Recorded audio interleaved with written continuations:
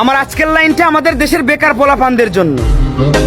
6 থেকে 7 বছর বয়সে পড়াশোনা শুরু করবা, 25 থেকে 26 বছর বয়সে তা শেষ করবা।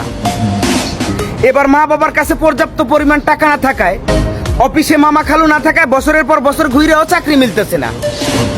তারপর সেই বৃদ্ধ মা বাবার কাঁধে বসেই বেকারত্ব জীবন পার করবা। অন্যদিকে শখের মানুষের বিয়ে হয়ে যাচ্ছে, তার বাড়ি থেকে বলতেছে পোলায় কি করে। পোলায় এখন গ্রাজুয়েশন কমপ্লিট করে বর্তমান মা বাবার কাঁধে বসে বেকারত্ব জীবন পার করতেছে। এমন একটা ছেলের সাথে আমার মতো অভিভাবক হলেও আমি ডিরেক্ট রিজেক্ট করে দেবো, কখন আমার মেয়েকে বিয়ে দেবো না। তারপর রাস্তায় রাস্তায় স্যাড সং শুনবা আর ডেন্ডি খায় বেড়াইবা। আমি বলি কি, পড়াশোনা অনেক হয়েছে, এবার বাদ দাও। আজকেই পাসপোর্ট অফিসে যাওয়ার একটা পাসপোর্ট বানাও। 10 বছরের মিশনে প্রবাস জীবনকে বেছে নাও। দেখবা 2 বছর যেতে কি না যেতেই তোমার বাড়িতে একটা বিল্ডিং হয়ে গেছে। 10 বছরের মিশন শেষ করতে ব্যাংকে মোটা অঙ্কের টাকাও হয়ে গেছে।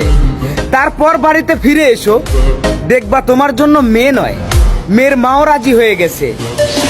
কথাটা মাথায় রেখো।